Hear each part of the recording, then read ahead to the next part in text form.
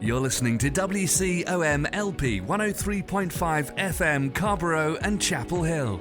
It's a Tuesday, it's 5 o'clock, and that only means one thing. It's time for another round of Snarky Faith with your host, Stuart Deloney. This is a space where we irreverently wrestle through life, culture, and spirituality, all with our heads in the clouds, our tongues in our cheeks, our hearts in our sleeves, and our feet on the ground. At Snarky Faith, the questions or even the answers are never the point. It's all about the conversation.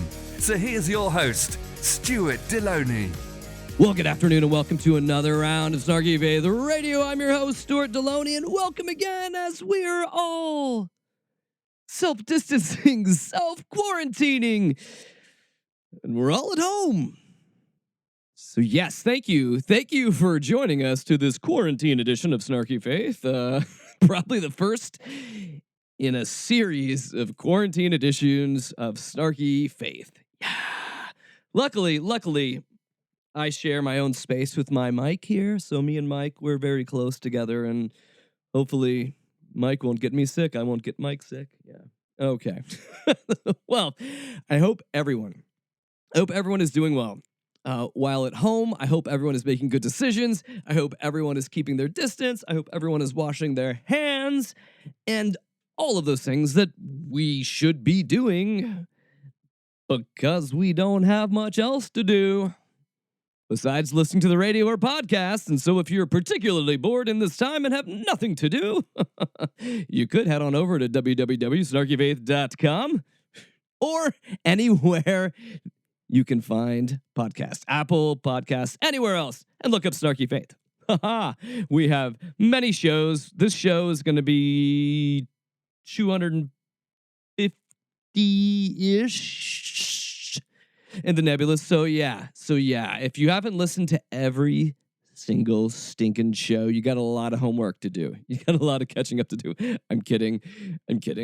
I'm not really sure that I would want to go back and listen to the early shows either. So, enough self-deprecation and whatever I was just doing there. Yes, kind of self-promoting. I wanted to begin our show with a bit of frivolity. What? We always start the show with random bits and frivolity, but this is something that has kind of been amusing me for a few days here. And so I stumbled into this article over at Religion News Services and it's about, I won't tell you the name of the article, but it's an article by Emily McFarland Miller. I'll tell you the name of it in a little bit because I don't want to spoil it. But, okay, does anybody know, I'm going to ask this, okay, kind of do like a joke. We're really going old school here. Does anybody know, I feel like I'm going into my Seinfeld, what's the deal? No. Does anybody know who the patron saint of pandemics is? Anyone in the crowd? Patron saint of pandemics? Come on. I know I've got some Catholic listeners out there. I at least know I have one. And you know who I'm talking about. Patron saint of pandemics. Go! Yeah. So, okay. So, most people are probably saying, I don't know, or they've read the article and then they know, and then they're the weird spoiler of my joke here. It's not really my joke. This is just kind of the way history works. So, yes, if you want to look up patron saint of pandemics, you want to know who that is? Saint Corona. Yes. At least in some circles. Some circles, yes, Saint Corona is one of the patrons of pandemics. Because you can't just have one. I don't know. But yes, during the coronavirus, if we want to be praying to the patron saint of pandemics, really easy to remember who that is. And in this article entitled, Is St. Corona the Patron Saint of Pandemics? Yes. They also note that the remains of the 2nd century saint are in northern Italy, the epicenter for the recent outbreak of the coronavirus in Europe. That is kind of a little bit of fun irony. It's kind of fun.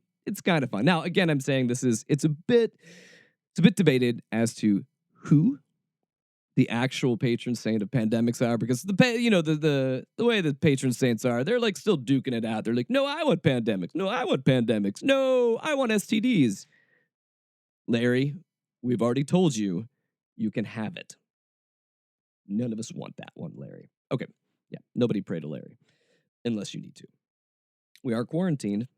So yes, Saint Corona, patron saint of the pandemic and the plague. So this just giving you a little background history, which it's just fun. What, you got somewhere to be right now? You got somewhere to go? You don't want to hear a little history? You just want the snarky. This is pretty much snarky faith is writing itself here.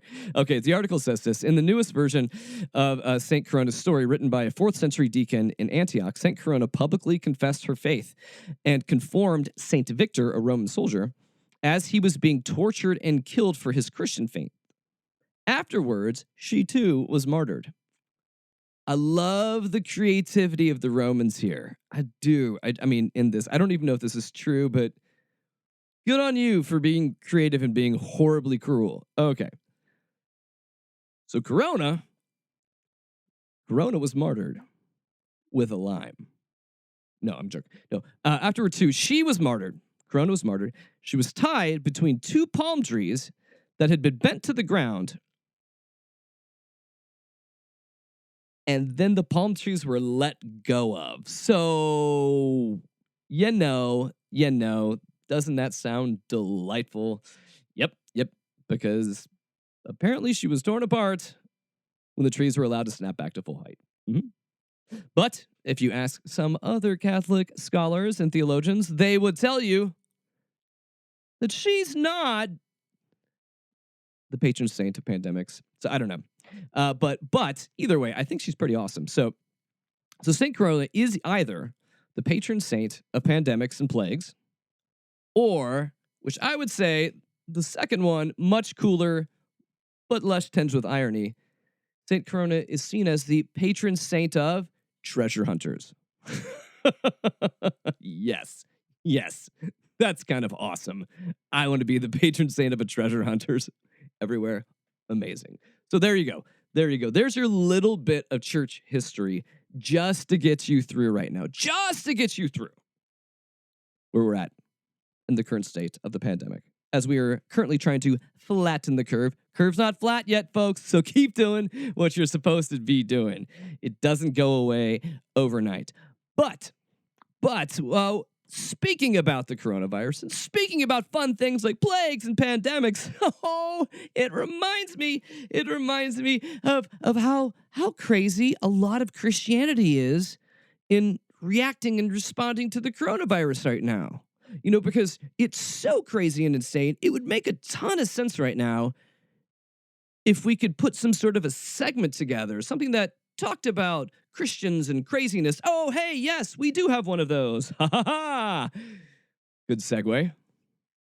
Obvious segue, but a segue nonetheless. So onward to the Christian Crazy, Coronavirus Edition. Saint Corona! Lord have mercy. The Lord is my shepherd. He know what I want. So if you ask me, and you're not asking me, but I'll tell you this. So when I pass, either during this pandemic or hopefully many years from now, what patron saint would I choose to be? Because, we all agree. This show's worth at least 2 to 2.5, maybe on a good day, 3 miracles. So, hey, Catholic Church, if you're paying attention, hey, take a note. So if you are taking a note, so once I pass and my miracles have been verified, I'm assuming, who would I be? The patron saint of, okay. Since apparently Corona can be the patron saint of multiple things. Hey, who's to say I can't? All right. So either the patron saint of happy drunks, lost causes, or Geico commercials. I'll take any or all, because I'm not really sure if anyone out there is claiming any of those. So dibs first. I called it. Woohoo! All right. So moving on to the coronavirus. And a bunch of crazy frivolity in all of that. So I shall give a shout out to one of our listeners, Chris Kinder. Chris had sent me some like little juicy morsels for the Christian Crazy. And this week we're going to kind of start off because I kind of feel like the wheels are beginning to come off a lot of these conspiracy theory, in the spirits, Trump loving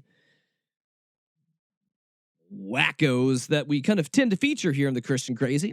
The wheels are kind of starting to come off and things are changing a little bit under the coronavirus. Apparently, quarantine is not doing well for Perry Stone. So yes, Chris, much thanks for sending me some of this goodness for Perry Stone. So Perry Stone, for those who don't know him, pastor, prophet, author, all those kind of things. Okay. So if you want to get, let's go ahead and just hop in with this one. This one, I'm going to go ahead and tell you this. Usually I'll let you guys listen to things in their entirety. I try not to edit them. I want you to like see the unedited insanity, but I'm going to go ahead and tell you, I'm going to cut this one down because it just goes on in the middle, because apparently Perry Stone, in the middle of one of his live streams, decides to pray in the spirit. I'll let you see how that goes. I'll stop. We'll edit through some of the praying in the spirit because it does get a little extended, but the essence of it shall be preserved like fine communion wine. So let's see where Perry's at, just to get our palates ready for some peak crazy coronavirus Perry Stone. So Perry, a lot of prophetic parallels. Maristi hormita kashu undala brestok andele snako tolchima katalipi sotore pefa antole salamrena nana kases. So let me translate just a little bit. Not actually translating. Sorry, that's not my gift in the spirit. For the Lord shall give one to speak in tongues and another to interpret in tongues. No, that's not what we're doing here. No, because, okay. What Perry's going to do here, I'm going to give you just a little bit of a flavor of his racial stereotypes with language that he's going to do here. He's eventually going to tell us that as he's praying in the spirit, he's actually speaking in native tongues of different countries. I'll give you snippets of each of these, but suffice to say, he's just like, I'm trying to think about how I can say this. Okay, so for an example, is something that would be very, very, very racially insensitive would be saying like, I'm going to speak Chinese, ching chong chong, ching ching chong chong, that kind of thing. That's insensitive. That's racist. What I just did as an example, yes, it's stereotypical, it's racist, it's insensitive. But essentially, this is what Perry is doing here. So we're going to get a little flavoring of Perry speaking to the people of the world in the spirit, but really just doing bad accents and being like, hey, scaramucci, la la la, pizza, pasta, pasta. It's a me, Mario. That kind of stuff. Yeah. Essentially, he's just doing this because anyone who listens to people like him are willing to buy anything. And hold on to that, because we're going to get to people that will buy anything from another idiot pretty soon. So, let's get back to Perry. Allah shamahanda. Nohali andilibi ashu oto sha'alibi arbi ansa. Nang ta'alimina ono in shama anko ombri anti ali frato shond ikala arbis. And you can see here we have some Arabic cosplay going on. And next, where are we going to go? Ochati kaun. Mocha hondo ucho onamandi kocha bahata shabo basito shoanma. Usha. Ika unto basatu chokomati cho omang anguta basota visa. Shopatoto patat on the basela pokoto suketi. Now, the Spirit of God is praying in four languages right now, the language of nations that need prayer. Let's lift our voice right now. There's 4 nations that need prayer. One of those is Asia somewhere. One of those is Middle Eastern. One of those is either Brazil or an Hispanic.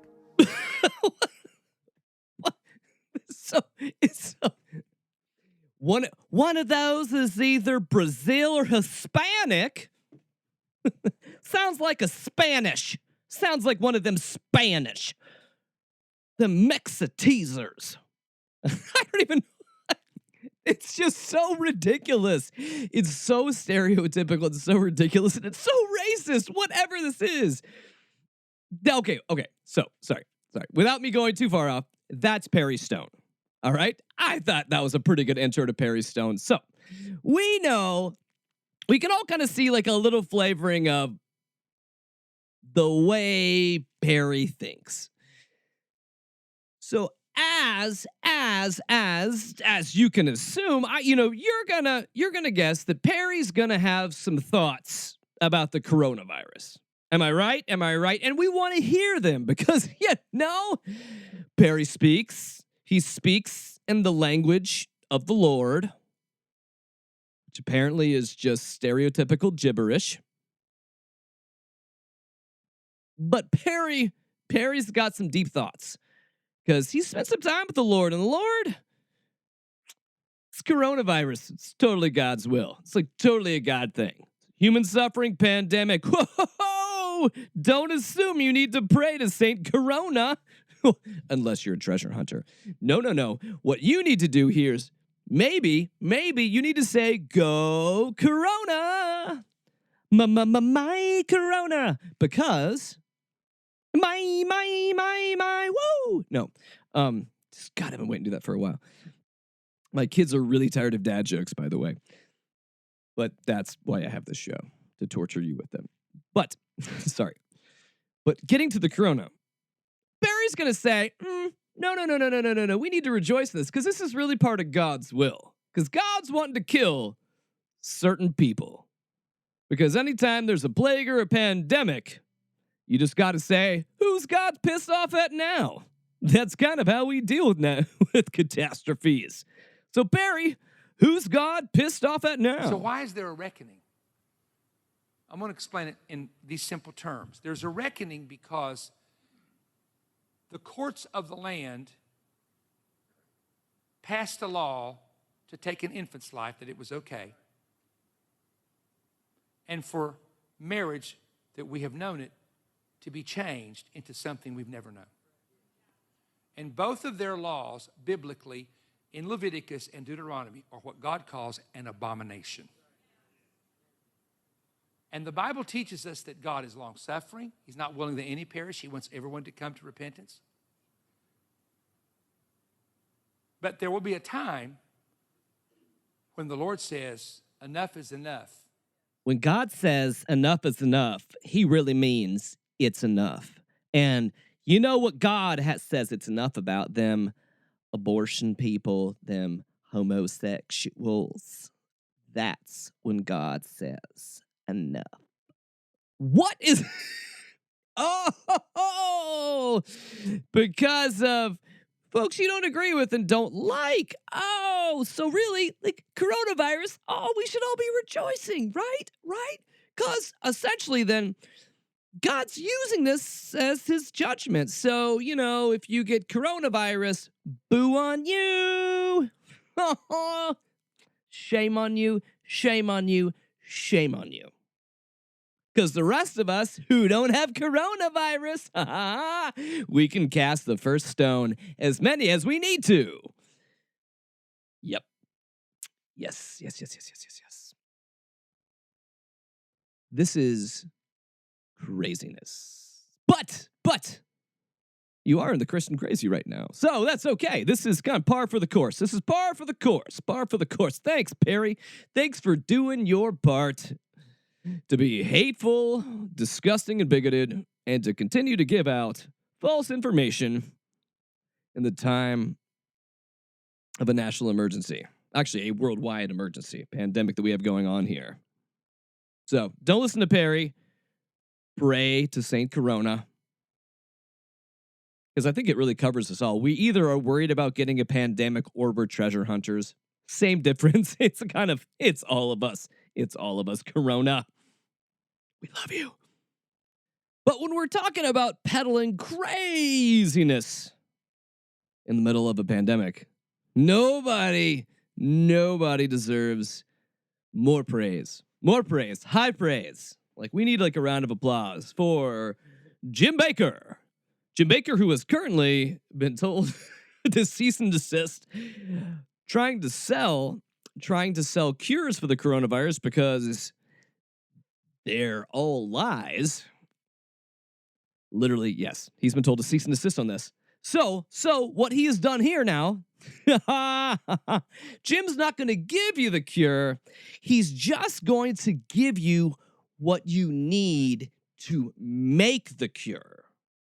See what I'm saying here? So if I give you the ingredients and the tools,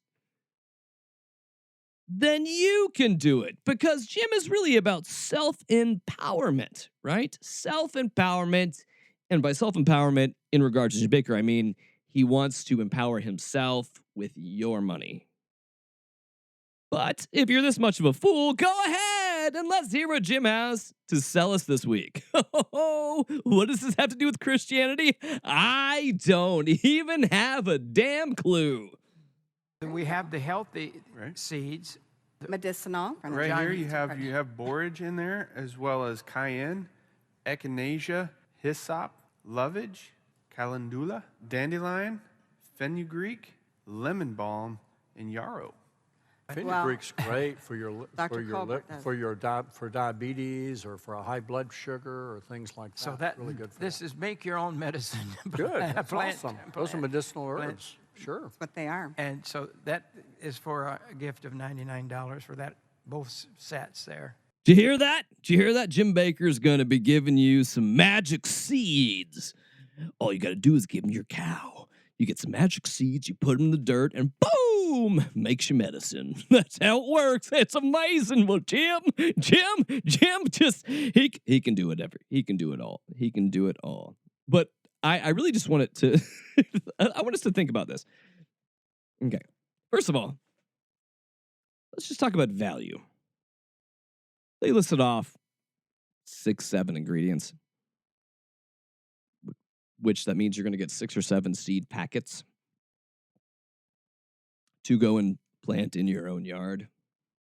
So you're buying 6, maybe 10. I don't know how many. I could have counted, but I really just don't care.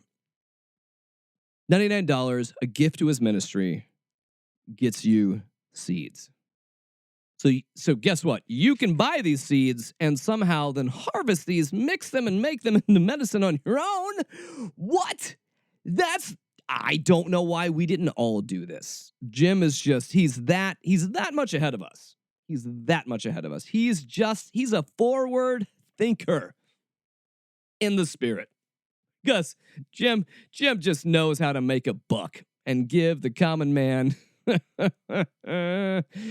Yeah. Jim Baker is literally selling you seeds that he's calling medicine. No, I'm not saying that you can't benefit from eating natural and even taking some supplements, but let's not go around making our own medicine. But Jim has a, quote, expert telling us how to do it. So yeah, go spend $100 on probably $2 worth of seeds. Oh, Christians, how are you so stupid? Not talking to you who are listening to the show, of course. I mean, those that would pay 99 cents. But I got to tell you something. I've got something for you. I really don't. I'm not going to do that crap to you. Because I'm not here. I'm here to pass ideas. I do this for free. I want to keep doing this for free. I enjoy doing this. I enjoy connecting and talking with all of you out there. It's wonderful. See, that's what it should be like. It shouldn't be about the money. It shouldn't be about the money at all. And when we think of voices within Christianity that have nothing to do with the money, we always think of Kenneth Copeland, right? 2 Private Jets, Kenneth Copeland? Oh, that one? Oh, yeah. So Kenneth Copeland, he's going to tell you. He's going to tell you how to get right with the Lord and how we really need to be thinking about this damn coronavirus thing. Because I want to make sure you guys know what's important right now. We've talked about this in past shows about washing your hands, doing all of those things to keep yourself healthy. Ken has a different take on things. So Ken? Fear of this coronavirus is faith in its ability to hurt you or kill you. The fear of what are we going to do? I'm getting laid off at work. Hey, Your job's not your source. If it is, you're in trouble. Jesus is your source. Whatever you do right now, don't you stop tithing. Don't you stop tithing. Don't you stop your damn tithes from going. Right? Jesus may be the source, but you're my source of income, damn it.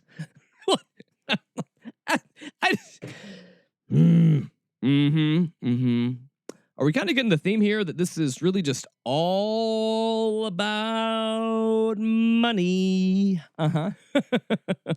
That's right. Corona, don't care about yourself. You got to keep funding our damn ministries here because these jets don't pay for themselves. Like, seriously, they're really expensive. They're just a lot. And so, actually, when I hear Kenneth talk, I'm so excited for season 3 of Ozark. Crazy hill people who want to rip you off. Don't you stop sowing offerings. Well, they won't let us go to church. Well, email it in there, text give or something, but you get your tithe in that church. If you have to go take it down there and drop it off and stick it under the door or something, you get that tithe in that church, you get that offering in that church, and then you go home and you do what we're supposed to do. I love it. I love, because he is so, like, Copeland's pretty woke here. He's just kind of like using a bunch of just different buzzwords that make no sense. You just email that money in there. You just take a picture of money and email it to me right now. Or, you know, you could go in there and get on that grinder like I do and just grinder that money in there, or Tinder it there. I want the Tinder it. How do I Twitter it in to this to this Venmo-ness? It's just what you got to do. You got to Instagram and influence it in there because we need our money. Now, what Copeland here is doing, he is actually, I'm going to be very careful with how I say this. He's actually under the assumption, I mean, he is a televangelist, but he's under the assumption that you're not going to church now because you are quarantining yourself. That most of your municipalities have said that if you've got over 50 or 100 people that you can't gather, which effectively shuts down most churches. And now we've also found, because Kenneth, I think, is a little mad right now because every church in your area is now a televangelist online. Again, because they want to continue to remind you to continue to give and keep paying us. So it's a whole nother conversation we can have about the weirdness that somehow church feels like we just need to videotape what we always do for you to watch at home. Participate at home. I'm sorry. Oftentimes we should really pay attention to the medium with which we are using. Local churches, it's a totally different tangent. Sorry. I will keep my tangents to a minimum today. Okay. But Kenneth Copeland here, I was actually trying to compliment him, backhandedly compliment him slightly on the fact that he's making the assumption that you're not going into the building. But I'm going to read out a list right here. And I had this. I'm going to have one last clip here in the Christian Crazy. But there are a bunch of conservative, Trump-loving pastors that have said F you to the coronavirus, or really just F you to their congregations and said, if you believe in Jesus, you're coming on Sunday. So even though in their states they're being told that you can't gather, many of these that have been on the Christian Crazy before are continued to have services.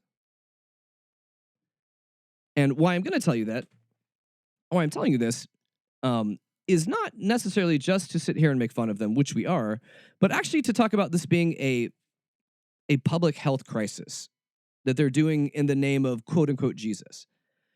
Because one of the biggest epicenters in South Korea when this was happening, one of the biggest epicenters near Seoul, Korea, was a church that defied the calls to suspend services. And so there was a church, a very large church in the area, decided to say, God wants us to keep doing this, to meet.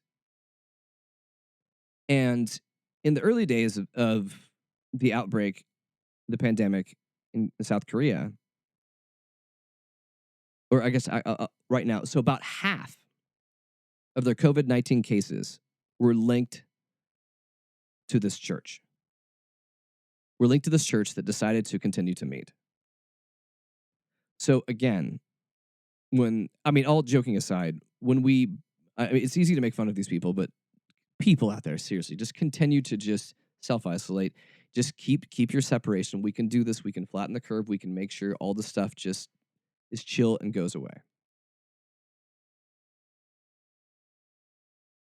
But a vast majority of the problem with the pandemic in South Korea was because of a church that decided to ignore what the government had told it to do. Because again, no one's going to tell us that we can't praise Jesus. Okay, so let's go through this. You're going to hear some people here in the United States that are doing that exact same thing. Robert Jeffress, First Baptist Church of Dallas, this past weekend decided to continue to have church. Now, the way that they're trying to cover their ass slightly is just saying, older people, you don't have to come, okay? We heard it last week on the show. Rodney Howard-Browne and his church was saying that pansies are those that don't love the Lord enough and aren't going to show up to church. Okay, so that continues to go on. So large church gatherings. Hobby Lobby, Hobby Lobby is is like a Michael's knockoff where you buy crap you don't need, but it's also owned by conservative Christians. They are not shutting down their doors. Liberty University, Jerry Falwell Jr. Is still pushing to be able to have students and teachers on campus, even though they are offering online options, but they're still pushing for this. Dave Ramsey. Yeah, that Dave Ramsey. Dave Ramsey is not letting his staff quit either. And the Ark Encounter and the Creation Museum. So they are continuing to stay open because they believe this is something has to do with God. Except for, I'm going to tell you, all of these things have to do with money. Because this is one of the foolish things that we hear in Christianity, especially within the religious right. When we'll hear stuff like, they took prayer out of schools. Jesus isn't in schools anymore. Our buildings don't say in God we trust, so it doesn't mean anything. No, okay, yeah, for once, okay, so yeah, can you take prayer out of schools? No. Because we're separating off in our own homes doesn't mean that somehow God dies in America. But it may mean the church has to keep paying the bills. And these pastors still want to continue to make their big salaries. So maybe it's a little bit more about ego than it really is about God, because I think God would say, hey, guess what? Humans, which I created in my own image, I gave you a brain and intellect. Through brains and intellect, you have created things like science to observe the world I have created. And when you find something dangerous, don't blame me. I loved God so much, I went up and hugged the bear and he ripped my arm off. But Jesus loves me. But we continue to see this reckless abandon of all sensibility within Christian churches in this time of pandemic. And it is stupid, and it is idiotic, and it is dangerous, and it is crazy. And it will continue, if we don't stop this type of stuff, to create other hotspots for this pandemic. Don't believe me? Well. Then I'm going to introduce you to a conservative pastor, Guillermo Maldonado. And him and his church, they're going to keep going. They're going to keep going in Jesus' name. Behind the coronavirus, you will see a fear. People are afraid. And let me tell you, when you are afraid, this is what will come to you. You will see things that are not real. Number two, fear cripples you. I can't go to church today. Why? Because I think Apostle is going to have the virus.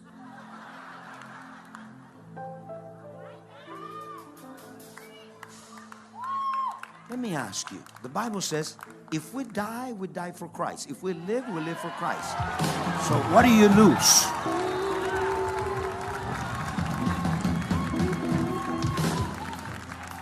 And number two, this is another question. Number two, Do you believe God has the power to heal somebody from coronavirus?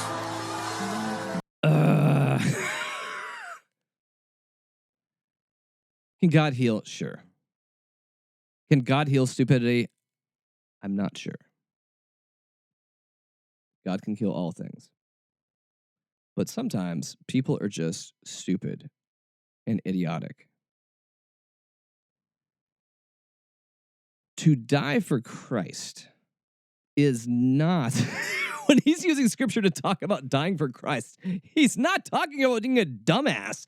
He's not talking about going and like licking a subway. Jesus empowers me so I can. No. Just don't be stupid. I feel like there's like a lot of the Bible can be defined by just don't be stupid, just don't be an a-hole, and just don't be a dick. I mean, I feel like we can kind of break down the Bible into a lot of those things right there. Because really, if you're not doing those things, you're going to be kind and loving and you're going to care about other people. But some people you just can't cure. And so that leads us into what I really want to be talking about today is the opportunity of the coronavirus. And this is kind of something that's been kind of bouncing around my head for the past little while. And if you've been listening to the past couple shows where I've been doing probably a lot of therapy shows or stream of consciousness shows where I'm really kind of talking through stuff that I'm kind of just observing and seeing where we're at.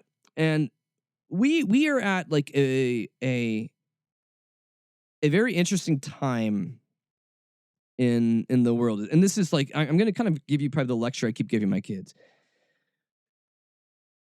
There have been times in the world where everything kind of stops.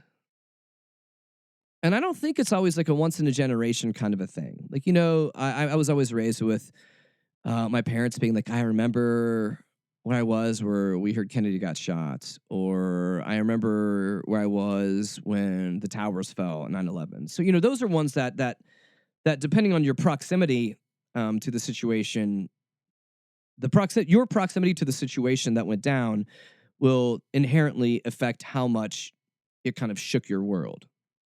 And all shook our world a little bit, these things when we talk about things like that. But there's other times where like the world like stops. I'm trying to think of like the Great Depression. I'm thinking like World War I, World War II. And maybe I'm wrong, and feel free to push back on me. questions@snarkyfaith.com. I love your guys' feedback. Feel free to argue or push back on me. I accept it and I love it. Because a lot of times you guys will say something and be like, oh my gosh, I didn't think of that. But we're living in a very interesting time where collectively across the world, things are being stopped. We're on a pause. We're kind of taking a break. And I mentioned before on the show that I do one of my paying gigs is that I'm an ESL teacher, and I teach predominantly kids and adults in Asian countries, mainly just Taiwan, China, and Japan. And being able to kind of be part of this process, because I've kind of been it feels like counseling adults and kids as they've been going through this like kind of a 2-month head start to where we're at, and really being able to see how this has begun to change people.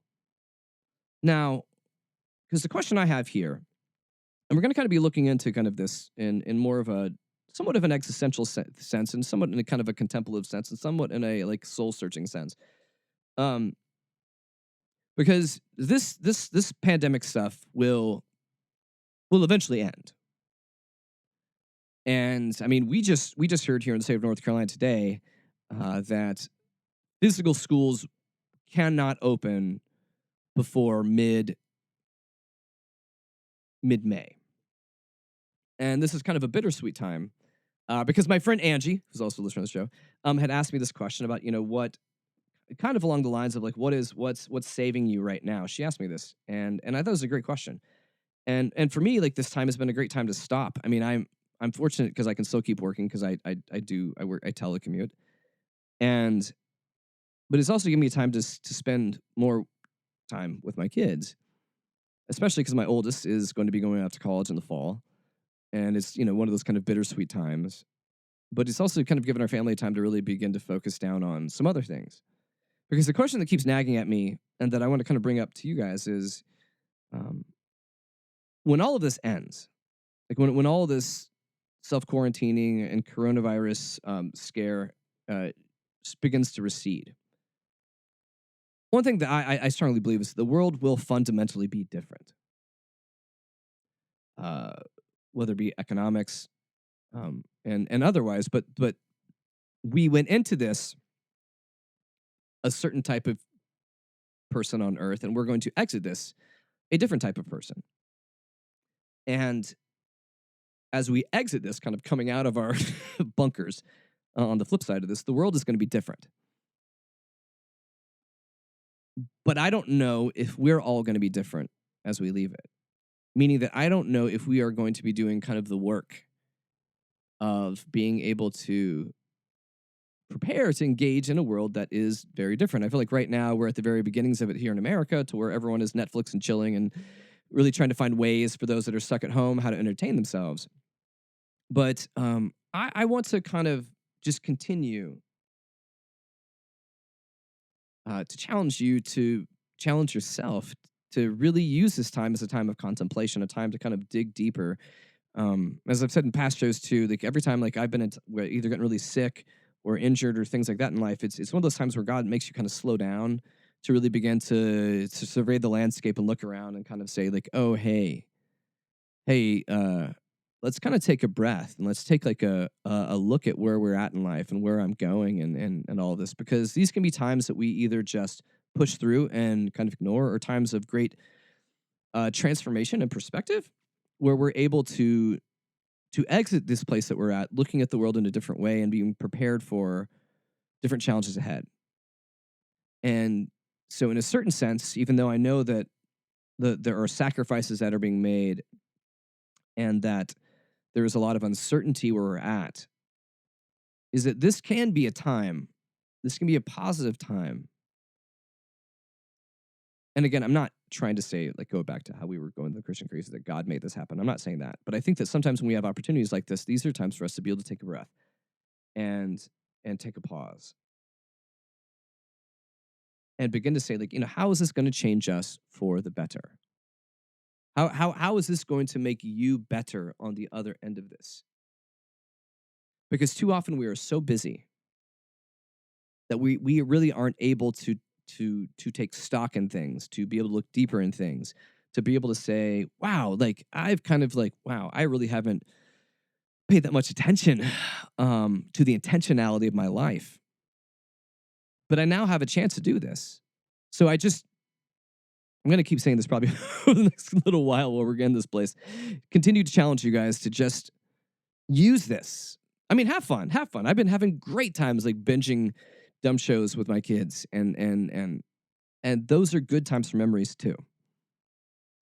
But also, don't make the mistake of letting these time slip by you, of missing an opportunity for soul care or orientation or perspective, where you can kind of really begin to look at things differently.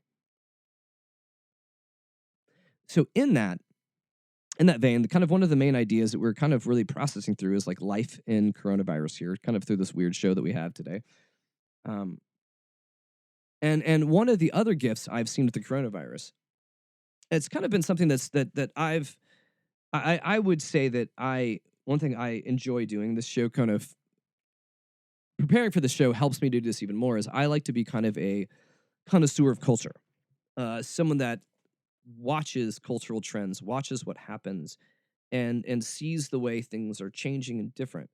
And the coronavirus right now, it's been very interesting, because when we are in a place of having less to do, we're in a place of fear and uncertainty, it can be a time that really reminds us of what the F matters. Meaning that a lot of the dumb cultural or social BS that we do tends to fall to the wayside, and we kind of begin to look at things a little bit differently. Case in point, my point was this. It was like a week or so ago.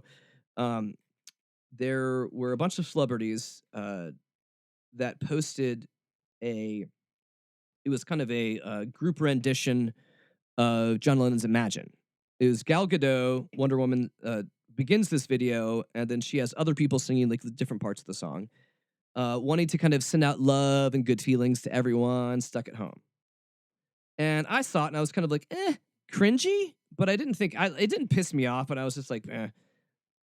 But I loved watching people's responses to it because it was quite beautiful at how regular people began to tear down all of these celebrities that were trying to give good vibes to everyone. And it would be comments like, oh, thank you. You whom live in 3 different mansions and pay for people to serve, So it was really like a calling out of those that are privileged and ignorant to how, in many ways, this pandemic is exposing a lot of stuff in our country. It's exposing issues with healthcare. It's exposing issues with wealth gaps and income inequalities, exposing issues of how companies don't take care of their people, and how a lot of Americans are just like a paycheck away from financial devastation, or meaning that they're living paycheck to paycheck. And it's been interesting watching how, when we're kind of at a time, I mean, I like to make fun of this about how everyone's worried about toilet paper running out, but in a certain sense, toilet paper is a privilege. And the fact that we're worried about, do we have enough food? Can I feed my family? And I'm kind of like the designated, maybe I'm the useful idiot in my family. I'm the one that goes out and does this shopping. I generally am the one that does the grocery shopping anyways. So also, I'm the one that's also going out and keeping social distancing and doing the shopping for my family. But it's been interesting to see how people just get crazy and buy everything up. But when we're in places like this, it really tends to make us look at things differently. And in this time, I think it has given us an opportunity to see a lot of the issues within our culture exposed. So in my remaining time here, what I really want to focus on is kind of just 2 ideas from 2 different articles. And the first one is entitled Plagues Expose the Foundations of Injustice. And it's a terrific article by Liz Theoharis from Sojourners Magazine, or sojo.net. And what she's beginning to do here is kind of along the lines of what we've been talking about all show, about being able to unearth things. And as Reverend Theoharis says here, I'll quote her directly. She says, these emergencies caused by the lack of healthcare, affordable housing, living wages, labor rights, voting rights, environmental protection, by war, police violence, the criminal justice system, and the policy of violence of all kinds.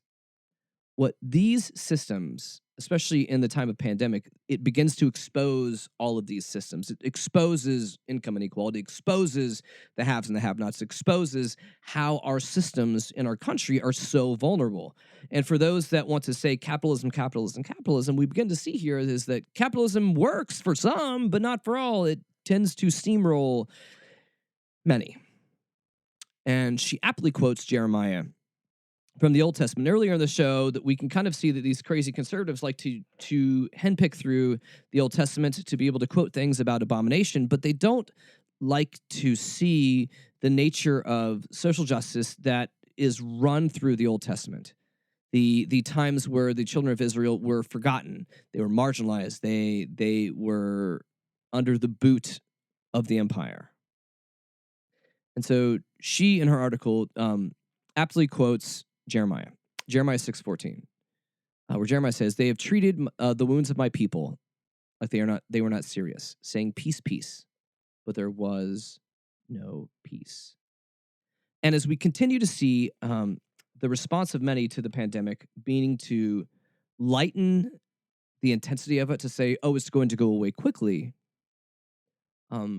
there's a very different sense of this when we begin to see the words of Ezekiel in the Bible also like echoing the accusations from Jeremiah, where some people say it's going to be fine, but it's not going to be fine.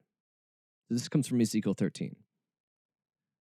In my fury, I will let loose hurricane winds. In my anger, a driving rain shall descend, and great hailstones in destructive fury. I will throw down the wall that daubed with plaster, and I will raise it to the ground so that its foundation is exposed. And when it falls, you shall perish in the midst. Then you shall know that I am the Lord. So in these situations tend to expose the hypocrisy, tend to expose the injustice. They tend to expose the things that they're meant to expose.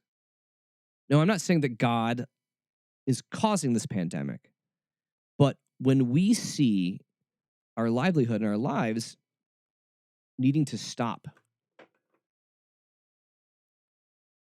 and normal, like we put a pause on normal, these things tend to expose the fact that there's people that are living a paycheck away from devastation. If there is the need for great amounts of people in the U.S. to be able to go to the hospitals, there's a lot of uninsured in our country. And this is a broken system, and capitalism has been propping up a broken system that is not known for compassion, grace, or love. And Reverend Theo Harris aptly ends her article in a very profound way by saying this. She says, "We must take extreme measures to respond to this crisis, but the lesson from our sacred traditions is that these measures, where they align with the basic demands of justice, cannot be temporary. Plague in the Bible is not a storm weathered before a return to normalcy. It's a call to come together in new ways in order to survive. Hold the powerful responsible for their unjust policies and the lies they've told to cover up injustice, and to rebuild a foundation of love and justice. And if we want to be people that are more awake and aware and stepping out of this situation better than when we entered it, at least in a sense of being able to feel more driven towards making this world a better place, we cannot forget the foundations of love and justice. And if you don't believe me that these are issues in our country today, I'm going to just read a snippet. And this comes from an article from about last week. It was from The Federalist, a conservative publication. And this comes from a paper from a PhD student, Jonathan Ashbach, that's entitled, "Is Social Distancing Saving Lives or Ruining Them?" So I'll just go ahead and let his dig his own grave. The extreme reactionary measures to the pandemic focus only on the benefits of those actions, entirely ignoring the costs. And the cost will likely be massive. Of course, it sounds very callous talk about considering the costs, and it seems harsh to ask whether the nation right now might be better off letting a few 100,000 people die. Probably, for that reason, few have been willing to do so publicly thus far. And yet, honestly, facing reality is not callous, and refusing even to consider whether the present response constitutes an even greater evil than the one it tends to mitigate would be cowardly.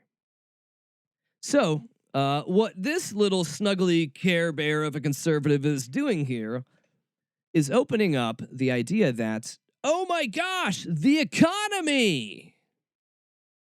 Are we willing to sacrifice the holy